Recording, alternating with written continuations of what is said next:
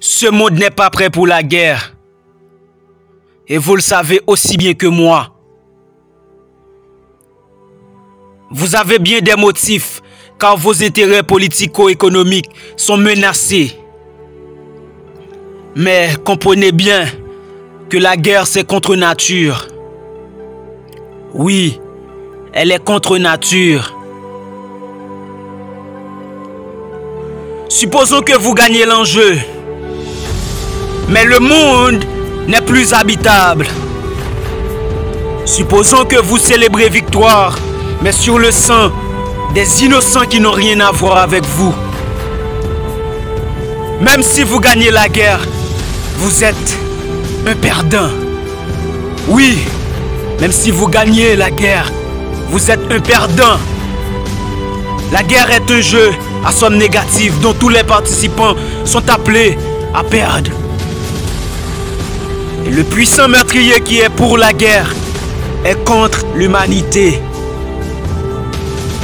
Si la guerre est une option pour vous,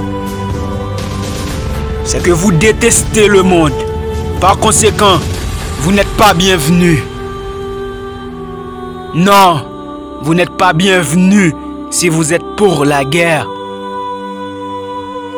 Peut-être votre homologue vous a fait du tort, mais quelle est la justification pour faire des innocents vos dommages collatéraux?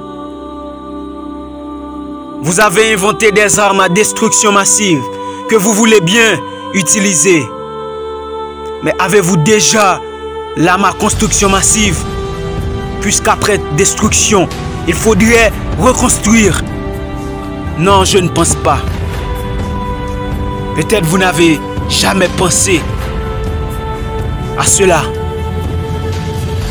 Vous rejetez le dialogue au détriment des générations futures. Vous rejetez la tolérance au détriment des faibles, des innocents. Vous montrez que vous êtes la pire espèce en dépit de vos réalisations. Si vous êtes venu pour empêcher la venue des autres. Aujourd'hui, c'est plutôt l'heure de la rédemption. Alors montrez que vous êtes différent des animaux, rien qu'en réalisant que notre monde n'est pas prêt pour la guerre. Et il ne sera jamais prêt pour la guerre. Alors, chers humains, soyez tolérants et unis pour un meilleur monde.